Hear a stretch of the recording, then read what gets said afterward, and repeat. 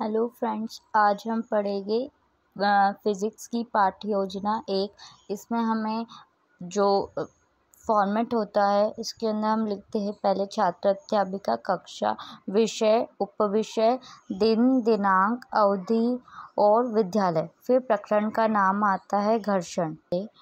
फिर आता है हमारा सामान्य उद्देश्य।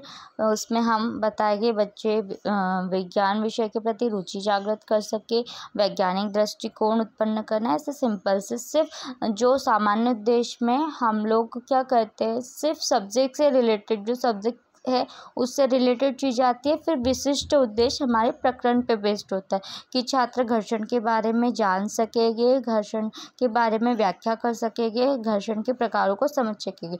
सामूहिक सामग्री हमारी चौक डस्टर होती है, सिंपल सी। अगर आप चार्ट ले जाना चाह सकते हो तो उसमें हम साइंस में चार्ट लिख देंगे। फिर शिक्षण विधि है हमारी प्रश्नोत्तर विधि और व्याख्यान विधि। पूरे ज्ञान जो है हमारे प्रस्तावना प्रश्न से रिलेटेड होता है। अगर हम बच्चों को क्या रहता है कि दैनिक जीवन में जो होती है घर्षण से रिलेटेड चीज़ें होती है उसकी उससे जानकारी होती है, ठीक है। फिर हम आते हैं प्रस्तावना प्रश्न पे। शिक्षक क्रिया क्या हो, इसमें हम लिखते हैं शिक्षक क्रिया।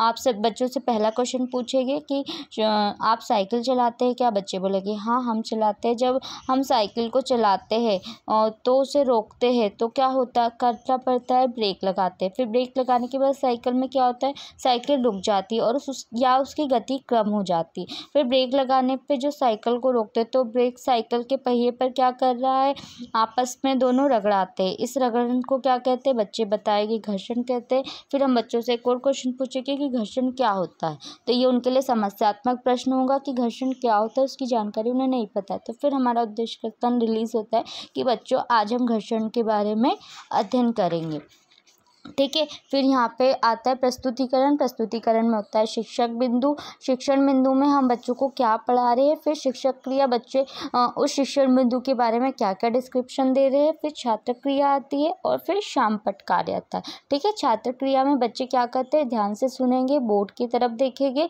या फिर हम उनसे जो क्वेश्चन पूछेंगे विकासात्मक प्रश्न और बोधगम्य प्रश्न जो हम उनसे पूछते हैं उससे रिलेटेड वो प्रतिक्रिया करते हैं। तो हम क्या करेंगे, घर्षण की परिभाषा है हमारा पुनरावृत्त शिक्षण बिंदु में पहला पॉइंट आता है घर्षण की परिभाषा। तो हमने यहाँ घर्षण की परिभाषा के बारे में समझाया हुआ है। फिर उससे रिलेटेड हमने बोधगम्य प्रश्न पूछे हैं और उससे रिलेटेड शामपट पे हमने यह कार्य किया हुआ है, ठीक है। घर्षण क्या होता है उसे हमने बताया कि दो सतहों के बीच आपस में गति का विरोध करती रहती है या दो प्रति घर्षण एक प्रकार का बल होता है जो दो संपर्क तलों के बीच में लगता है, ठीक है। संपर्क बल इसमें देखो चिकनी सतह है तो सतह पर घर्षण बल कम लगेगा और खुरदुरी सतह है तो उस पर घर्षण बल अधिक लगेगा, ठीक है। इसके बाद आता है हमारा अगला टॉपिक आता है शिक्षण बिंदु में घर्षण के प्रकार। घर्षण कितने प्रकार के होते हैं तो इसके बारे में हम बच्चों को बताएंगे। फिर उससे रिलेटेड क्या होते हैं उदाहरण बच्चों से एक क्वेश्चन पूछेंगे। घर्षण 3 प्रकार के होते हैं, स्थैतिक घर्षण, सर्पी घर्षण और लॉटिंग घर्षण। उससे रिलेटेड हमने क्वेश्चन दिया हुआ है बच्चों को। बोधगम्य प्रश्न पूछा है कि घर्षण कितने प्रकार के होते हैं और इससे रिलेटेड हमने शामपट पे कार्य करा है। स्थैतिक घर्षण का चित्र बनाया, सर्पी घर्षण का चित्र बनाया और लोटिन घर्षण का चित्र बनाया। फिर उसके बाद आती है हमने घर्षण को प्रभावित करने वाले कारक। तो घर्षण को प्रभावित करने वाले कारक लिखे हुए, जैसे भार, अगर भार ज़्यादा होगा तो घर्षण अधिक लगेगा।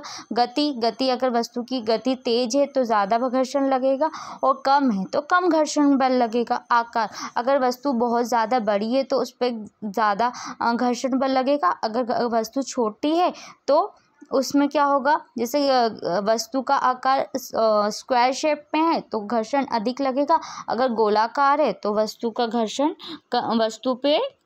कम लगेगा, ठीक है। और इसकी सतह, अगर वस्तु की सतह चिकनी है तो घर्षण बल कम लगेगा और अगर खुरदुरी है तो घर्षण बल अधिक लगेगा। फिर इससे रिलेटेड हमने घर्षण आवश्यक है या नहीं, इससे रिलेटेड हम क्वेश्चन पूछा है विकासात्मक प्रश्न, तो बच्चे उसके बारे से रिलेटेड हमको बताएंगे कि घर्षण आवश्यक है, हाँ आवश्यक है। अगर घर्षण नहीं होगा तो हम ज़मीन पे खड़े नहीं रह पाएंगे, हम चल नहीं पाएंगे। अगर कोई वस्तु गतिमान है तो गतिमान अवस्था में ही रहेगी, अगर घर्षण बल नहीं लगेगा तो। इससे रिलेटेड उनको सारी हम स्पष्टीकरण देंगे, ये जो मैंने यहाँ पे लिख के रखा हुआ है, ठीक है।